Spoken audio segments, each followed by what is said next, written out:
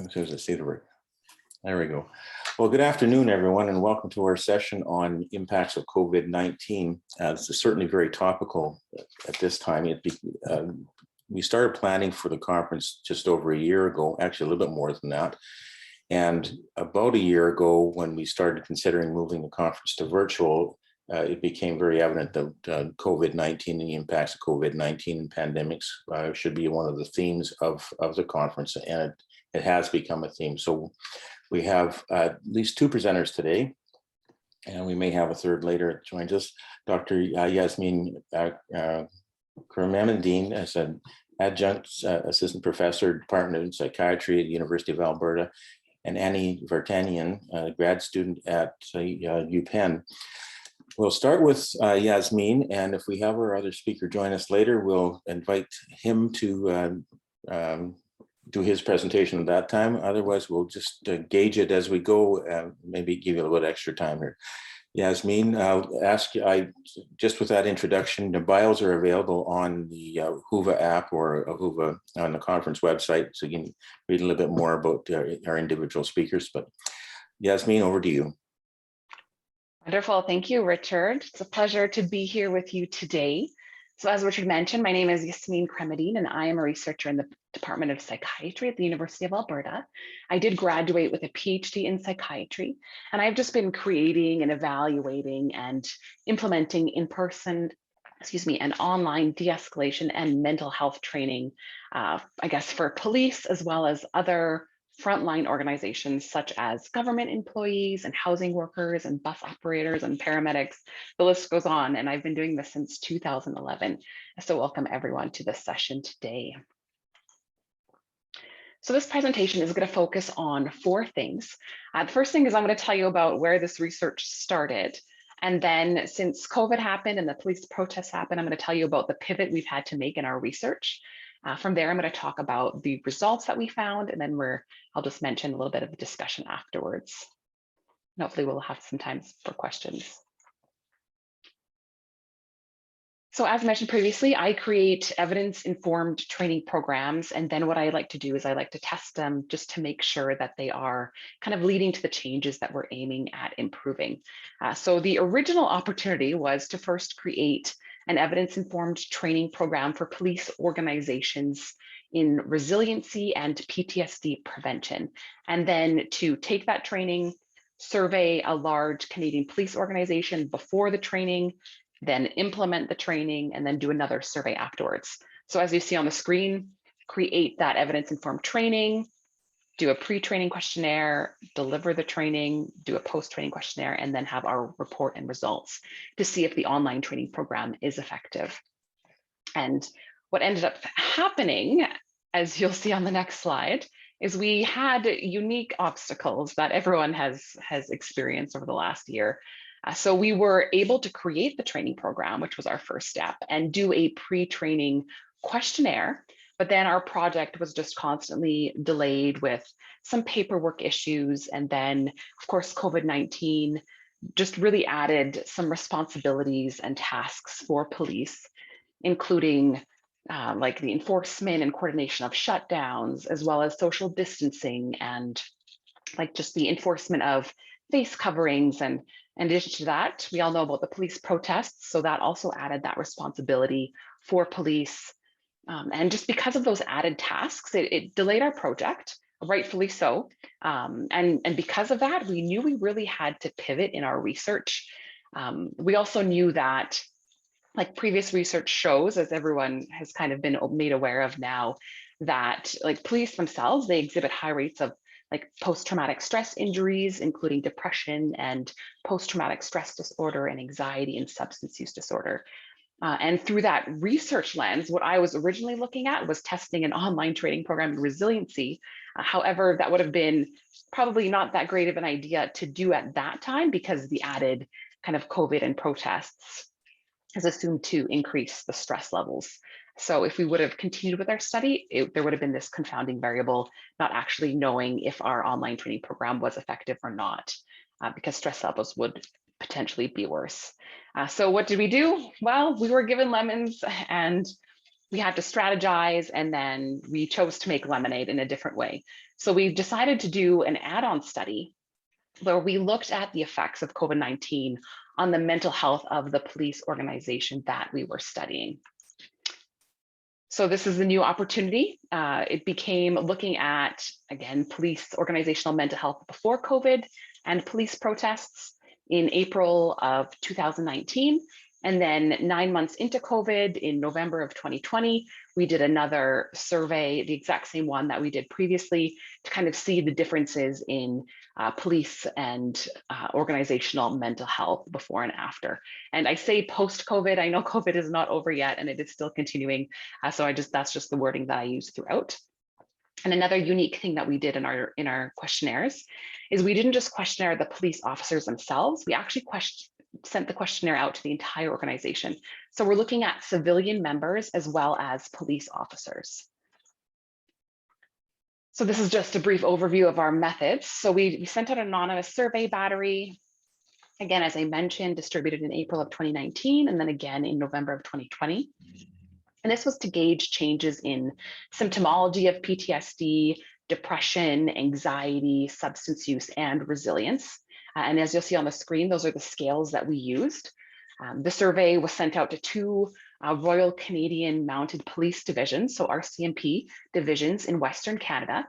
And this represented civilian employees and police officers within the provinces of Alberta and the Northwest Territories. So that's K Division and G Division. The population was composed of about, I guess, 25% civilian employees and 75% police officers. So now I just have a whole bunch of slides about the results because they're actually quite interesting results that we found.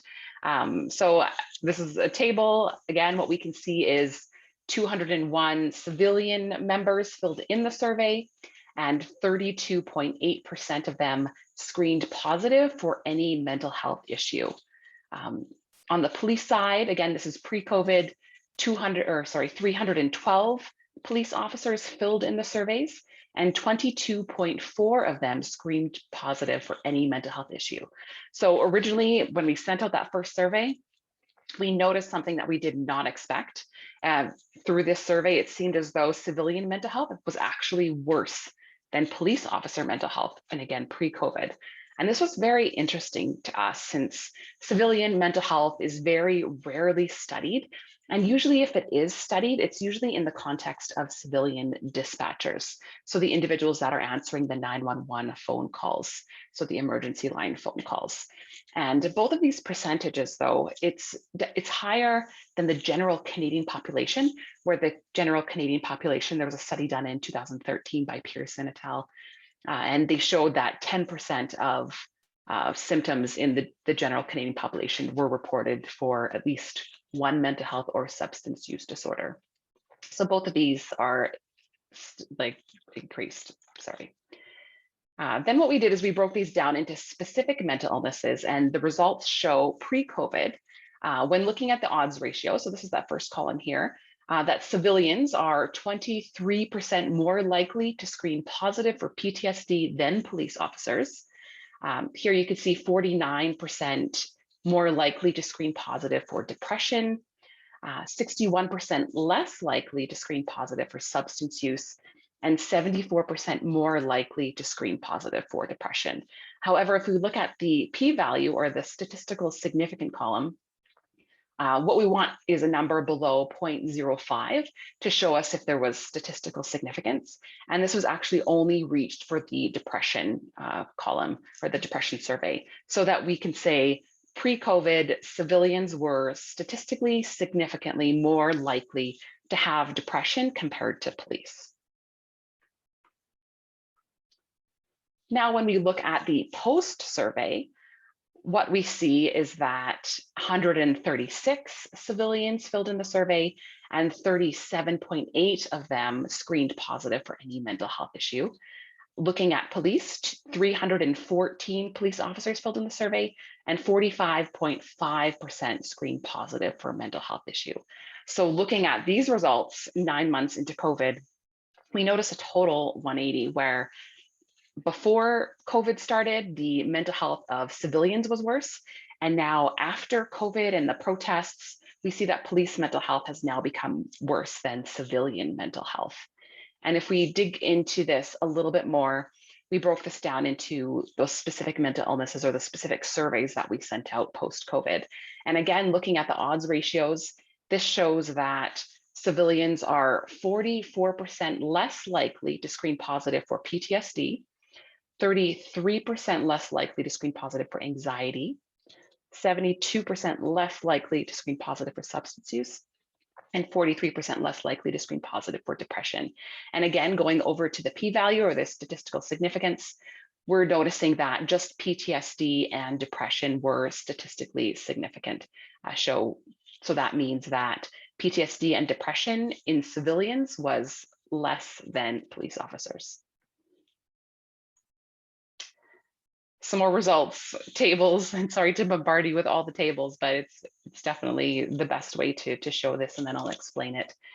So previous tests that I just went through compared civilians to police, but now what I want to do is I want to compare civilians to civilians pre and post COVID, and then police to police pre and post COVID in their number of positive screens. So the numbers that you're looking at show the Fisher's exact. So it's just another way to look at statistical significance and to understand the p-value to see if there's any significant differences.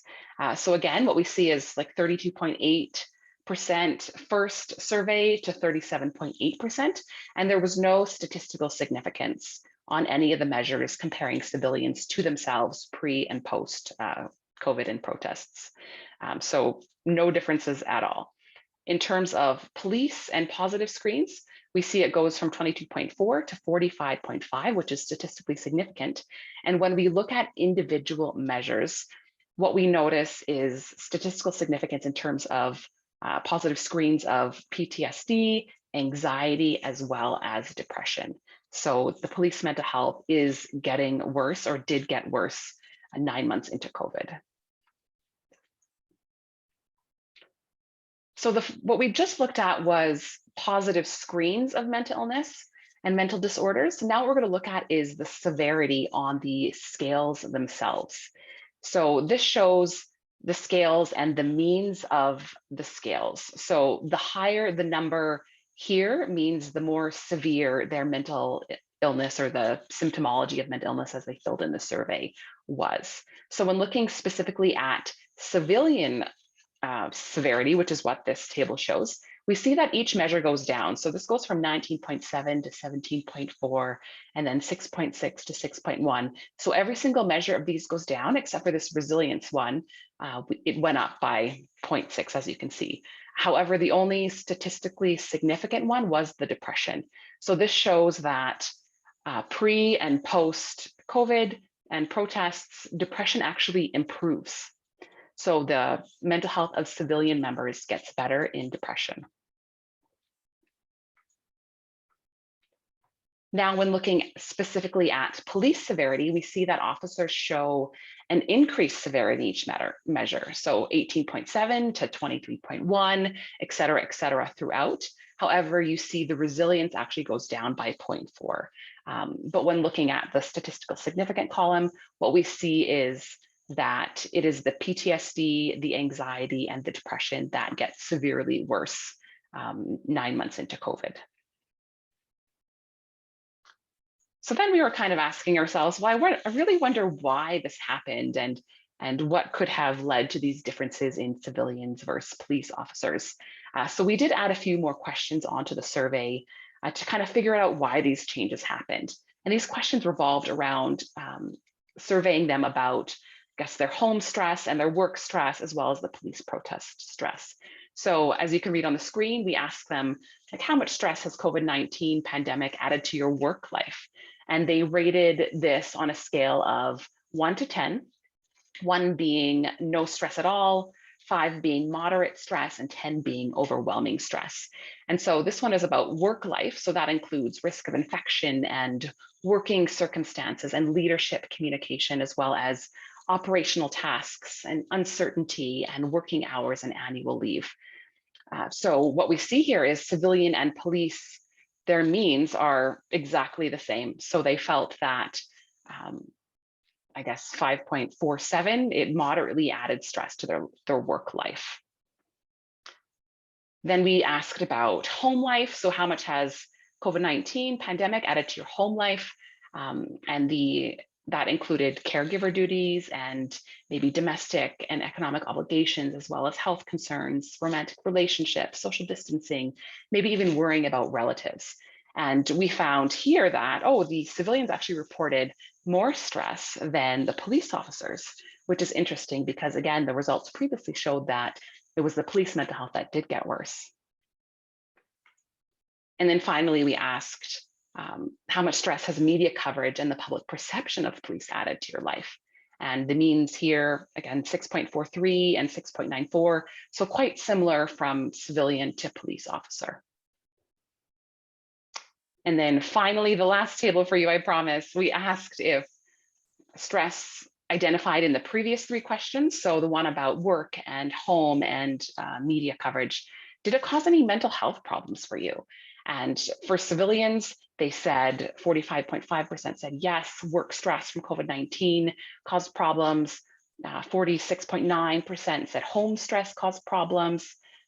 39.3% said the media caused problems. And then about 33.8% said, no, my mental health has been fine. It's not been affected. And then on the other side of things, the police officers, again, they rated themselves as lower in terms of like, it didn't cause any mental health problems. It wasn't the work. It wasn't really the home stress. And again, this is just compared to the civilians is a lot less. However, this one is a lot more, the 57.6 in terms of the police perception and the media and the protests. So that could be one of the factors and one of the variables in why police mental health was, I guess, worse than civilian mental health. So just in conclusion, to summarize our findings, what we find is like pre-COVID, civilians are 74% more likely to screen positive for depression. We found post-COVID that civilians are 43% less likely to screen positive for depression compared to police, and 44% less positive to screen positive for PTSD. Civilians' positive screens are not significantly different pre and post-COVID. However, their severity for depression goes down significantly. And then finally, police positive screens have significantly increased for PTSD, anxiety, and depression, comparing pre and post-COVID results. And their severity of PTSD, anxiety, and depression also increases significantly. So the only thing that I could really think of, and my fellow researchers could really think of, was that, you know what, maybe it was because civilian members were working from home, and that may have been a protective factor, whereas police officers were still having to work on the streets. In addition to, I guess, the previous slide of explaining the protests and how that caused a lot more stress for police officers than civilians. And I just wanted to thank our funding group. So the Alberta government provided us with funding for this research, as well as the participants of the surveys and helping us work on this research, the RCMP K and G division.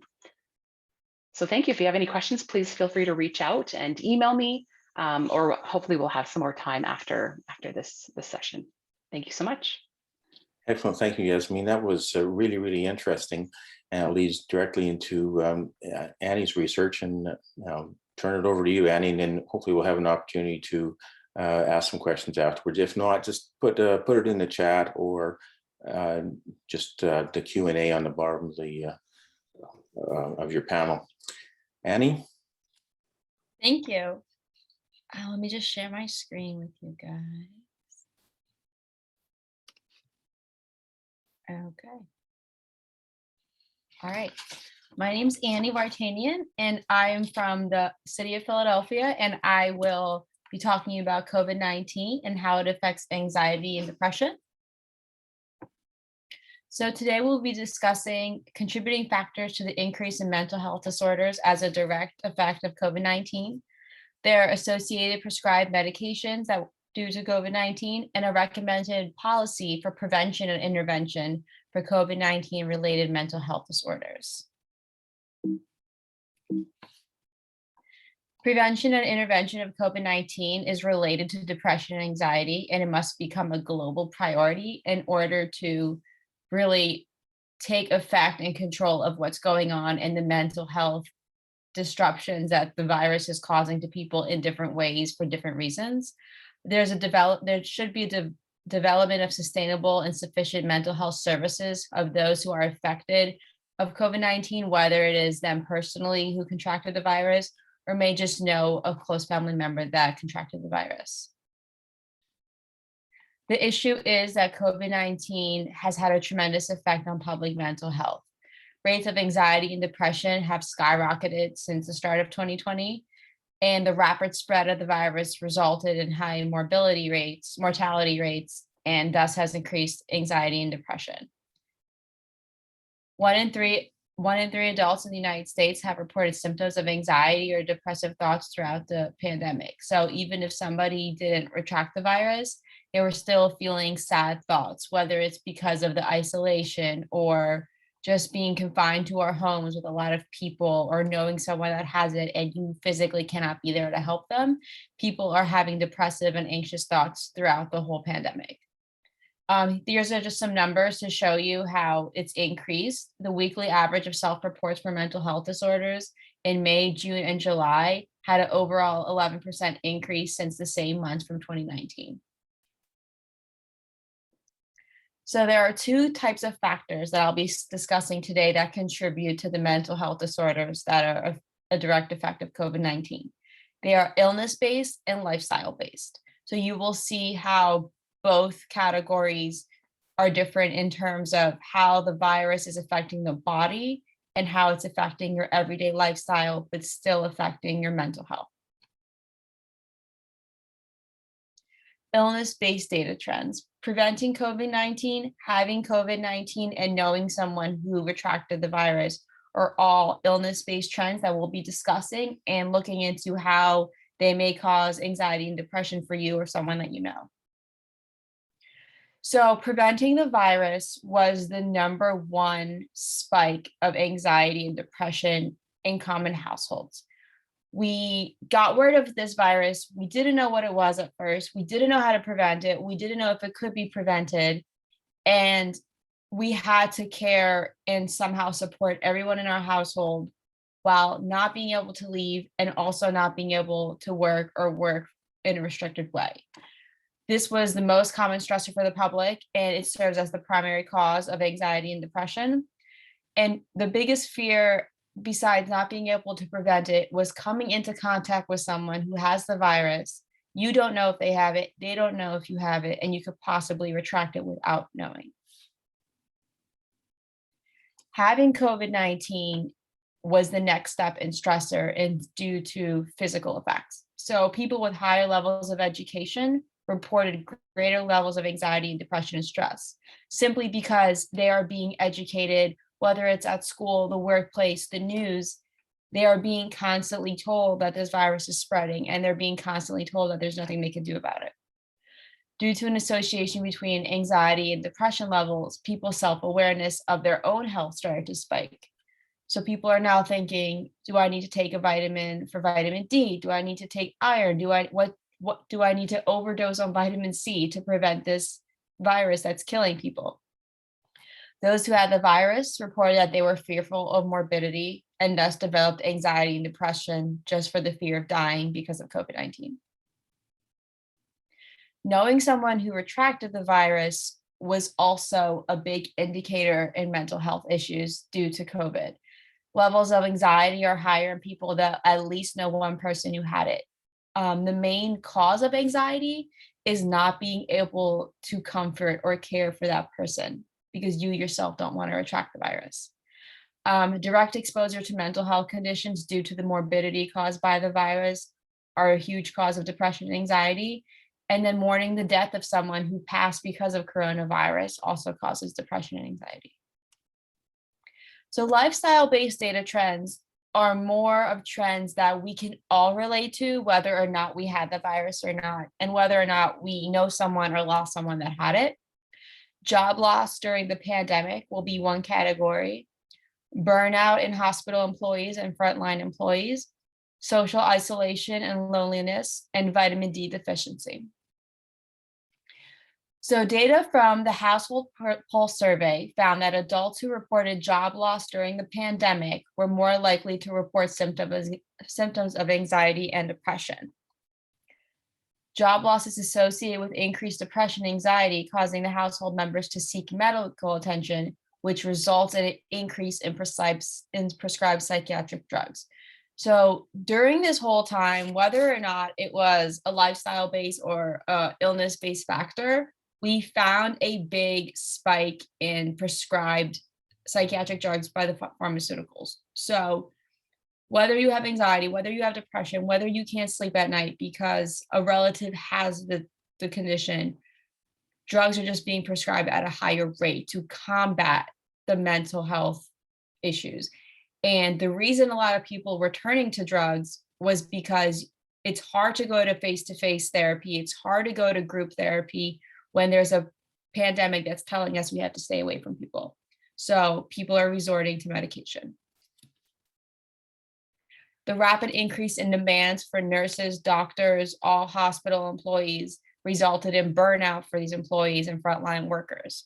So our employees in hospitals that are supposed to be taking care of the rapid amounts of people that have coronavirus, themselves cannot keep themselves safe and healthy. And on top of that are developing anxiety and depression.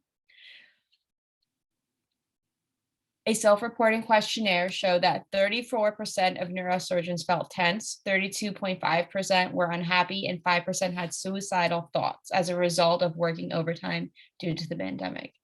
All of the participants, 14%, had an overall score indicating they are clinically depressed. So besides having self-reports and just interviewing and giving surveys in the hospitals, a lot of employees were also coming home to their families and indicating signs of anxiety and depression. Social isolation and loneliness were specifically big for everybody, whether you are frontline or not, whether you're a teacher, a student, you work an office job, or you're just, you might be a parent that you don't even work a 9-to-5 job. Everybody was experiencing some type of isolation.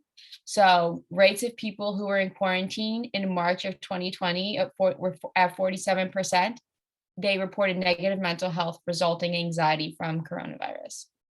Longer isolation guidelines correlate to an increased depression and anxiety rates. So just when we think things are getting better, another shutdown. And then we try to come out of that and we have another shutdown. So just constantly being told that you cannot go back to living your normal life, or you cannot go to the places that you were going once before on a regular, is increasing the rates of anxiety and depression per shutdown.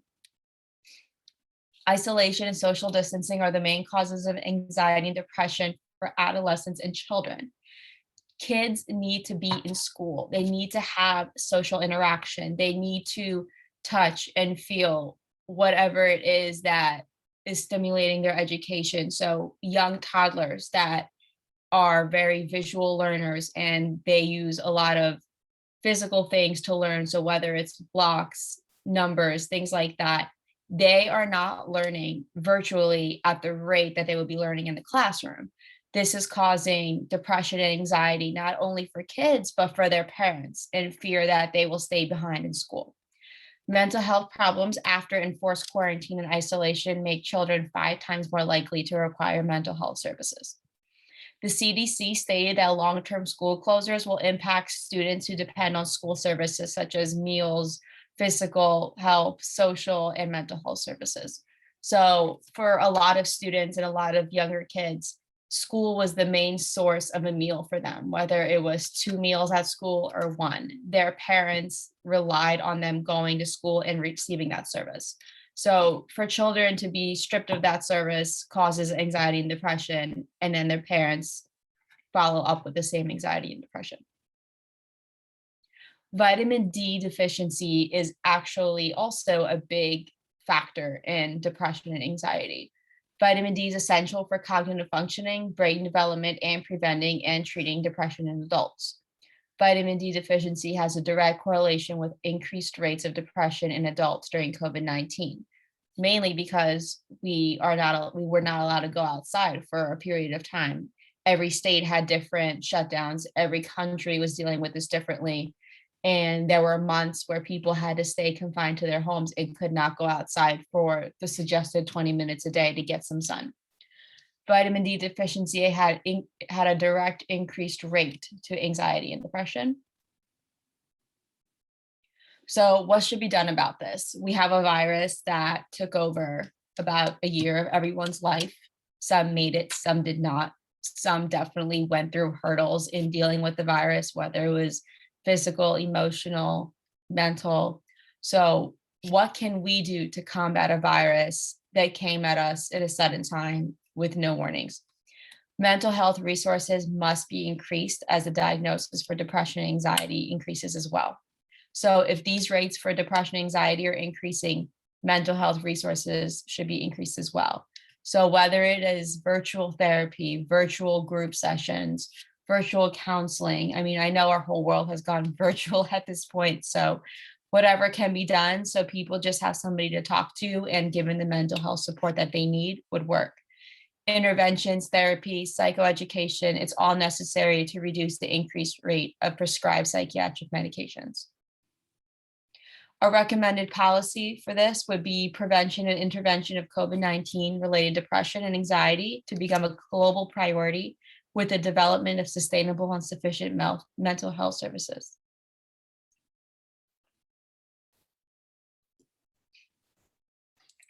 Excellent. Thank you very much, Annie. I think that I'm going to go to our attendees soon and ask for any questions. And actually, if you put up your hand or raise your hand at the bottom of the screen there, we'll come to you. But I think both of those are very, very interesting. And while we're waiting for a question, I had a question about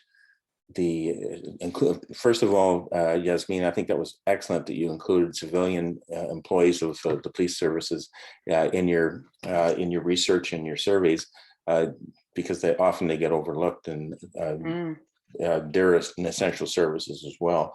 Have you done any or thought of doing any comparisons to other essential services, whether it be people who work in stores or things like that, compare it to the civilians, or people who work in, well, just other essential services? To look at their mental health?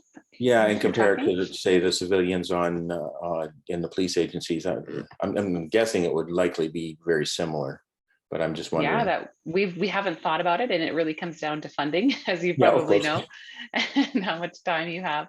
But that's a great, excellent suggestion. I'll look into that a bit more to see how we can compare police organizations and how they differ to different, I guess, more retail type organizations and government, et cetera, et cetera.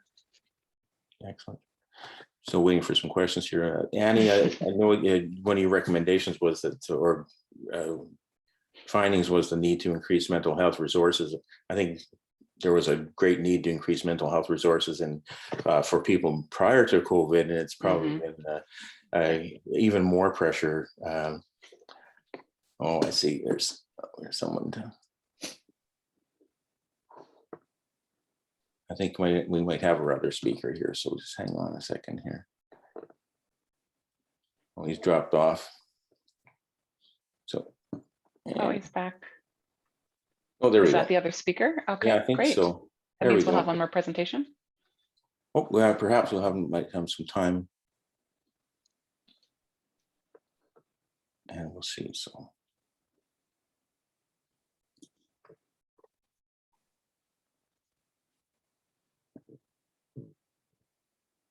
Oh, there we are. You're on mute right now, and it's Dr. Akizi. I'm sorry, I'm not sure if I spelled or it's got your name right. Okay, I'm really sorry. I do apologize. I just confused with the time. Oh. So I thought it was like in 3 p.m. So it was Eastern time. I'm confused. I'm sorry. Okay. So we have just a very few minutes left. So if I could probably give you 10 minutes if you have enough time to do a presentation. Yeah. I can go ahead and talk about my research in 10 minutes. Perfect. Thank you very much. Okay. Can you see my screen? Yes, we can. Thank you. Okay. So basically our research was like after the outbreak of the pandemic, we started to look at the police department reactions to the pandemic, about their services and the type of enforcement actions, whether they are decreasing or increasing, what type of precautions they are taking. So we have sent a survey link via SurveyMonkey. We have sent around like 200 emails to different police departments in the state of Illinois in the United States. So we got back like responses from 70 of them. And then we sent the same survey to the police departments, different agencies in Missouri and Ohio. So we collected in total like 30 cases from Missouri, like 70 cases from Illinois, and the rest was from Ohio. Basically, what we have done was that by reaching out to police departments, email accounts and their human resources guys and police chiefs and lieutenants, if their information available to the public. So it was basically an online search of their connection, and then sending them the survey. I created like a 16 question survey item. The first two questions were about like the age of the respondent, gender and race and department size. And the rest was the measurements about the pandemic impact on the police department. So here you can see the respondents' statistics, frequencies, and valid percentages. Like majority of the people that we surveyed was like between like 46 and 55 years old. Basically, these are the people working as mid-level supervisors, usually surgeons and lieutenants. Only like almost 10% of them were females. The majority were male officers. That means like it was very representative of the police departments. That's an estimation, actually. We don't know, because based on the demographics of the gender demographics of the police departments, I assume it's representing 91% male, and I also had like 92%, almost 92% of them were white officers. Majority of the departments that we surveyed were between 0 and 50 personnel size. So it's basically small police departments, because we have done this survey in June and July 2020. So at that time, in major police departments in Illinois, we had a lot of riots because of the racial issues in Ohio. I don't think we have responses from Chicago police departments and nearby police departments. So that's why we have like smaller sizes of police departments. So I have like 12 questions asked to these police departments. Did you reduce your types of enforcement actions? And I got like 73% of them said yes to this. Okay, 73% of the respondents, that's the cumulative one, in Illinois, Missouri, and Ohio. So we have a 73% of enforcement actions decreased because of the pandemic. So remember, again, this survey was conducted in 2020, like let's say at the end of the July 2020. So starting from the very beginning of March, let's say February, the impact of the pandemic from February till the end of July. So limited in-person responses to calls for service, 69% said yes, like, so there was a decrease, 70% decrease in calls for service. Majority of them, like 80% of them, decreased the community policing activities because they require like in-person contact with the citizens, like large gatherings with the citizens group. So they 80% of them reported that they decreased the community policing activities by 80%. It's a very high percentage. Police departments also limited the public access to the police facilities by 78%. That's again a very high percentage. One of the other things that they did is they modified the roll call briefings procedures. So usually that's occurring in the police department, inside the police departments. You have your team members and you have these briefings, but they did it online, just that like us, that we are doing conferences online. So they, as far as we see, they have some precautions for the pandemic. They lessened the activities, enforcement activities. They limited the access to the police departments. Okay, they utilized new personal safety precautions to the staff. I guess probably we are not able to ask because of the hesitancy for the higher response rates. We did not ask too many questions. This survey took like 2-3 minutes for them. But I suspect that I think that these are the like hand sanitizers, like facial coverings and other like 6 feet social distancing measures they have taken inside the police departments. They have scheduled, they modified the scheduling. Okay. If possible, probably these are for the civilians, not the patrol units, the civilians like the clerks that are working inside the police department. If it's possible, they let them work remotely. As of the furloughs and reduced staffing, 39% of them said yes. Well, this is a huge question mark that I cannot explain, whether they furloughed the police officers or the civilians. I'm not sure about the results, but 40% of the respondents said the department met furloughs or otherwise reduced staffing. So probably I'm just manipulating the result. It's my personal manipulation. Probably they sent some of the civilians, that some of the clerks who are doing the paperwork, and they let them to work remotely. That's one of my speculation over this result. So in turn, like all of these results are positively related to each other based on my statistical calculations. So it's because they reduce the types of enforcement, they reduce the community policing activities decreased at the same time. So I don't want to lose time with this one because I have very limited. At the end, then I compared the state of Illinois, Missouri, and Ohio to each other in terms of the reactions, the police agencies' reactions to the pandemic.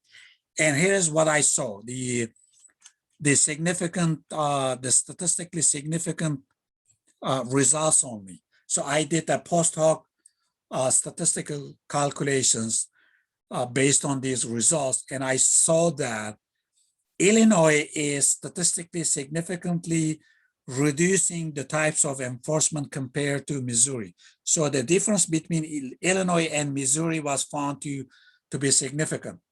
The reason is that based on the literature review that I had, the reason is that probably the state of Illinois, we are a democratic state. So the governor is a Democratic Party, having a Democratic Party affiliation. Governor J.B. Pritzker, he declared stay-at-home order earlier than Missouri at the very beginning of pandemic. This may cause this type of enforcement. So the state of Missouri, I guess, like they were like 2-3 weeks behind us, and governor of Illinois had some extra precautions for police agencies. I know he repeatedly was ordering, like, do not make arrests because of the violations of social distancing, just give them warnings, such kind of policies that he followed. So this is one of the reasons. The other one that I know governor of Ohio, he's a Democratic guy too. He decreed a lot of executive orders for the police departments and frontliners. So Missouri was a little bit late. So that's why the pandemic impacted, based on the literature, pandemic impacted Illinois much more than Missouri. Here, another one, responses for the calls to the service. So I see a significant difference between Illinois and Ohio here in this case. I can manipulate this one, but I just would like to report and stop here. So there was a difference between Illinois and Ohio too. So in all ad hoc analysis, I see differences between Illinois versus Missouri and Ohio. The reason is that the state of Illinois acted earlier than the other states, So they were very reactive. In the city where I live here in the Macomb City, Western Illinois University, the police were very caring of this social distancing stuff. I saw a lot of city of Macomb Police Department. Here is just an example on the public gathering places, public places. So they were very active. When I look at the number of officers who got COVID in the early numbers, there have been a lot of police officers from Chicago Police Department who got COVID and died. But it's just because these people had to work because of the protests. If I look at the numbers outside Chicago police departments, in smaller departments, I don't see that many numbers of COVID-related deaths in the police department. So my observation is that the state of Illinois reacted in a proper way, and they had decreased the services. Of course, it's not in favor of the citizens, but they protected themselves first, and then they were successful in the numbers of COVID-related deaths of the police officers, except for Chicago Police Department, the major police department in the country. So thank you for listening. I would like to leave rooms for the questions. Well, unfortunately, I think we've come right to down to our last minute. So what I've indicated on the chat function is that on the Whova website and for this particular session, there is a chat and a question and answer feature, and anyone can even after the session go to the app or to the Whova website for the conference and ask questions of the panelists afterwards. There is one question from Paul Peterson to Yasmin, and then can I answer that now or no? We are right at the very end of our time, so what I would ask you to do, I'll reach out to Paul, and I'll or put the response right on the website and that sort of thing. Thank you very much to all our panelists. That was very excellent. All the presentations are excellent and very relevant at this particular time. And again, thank you very much for everything. And we've got to cut it short now. Take care, everyone. Thank you. Thank you.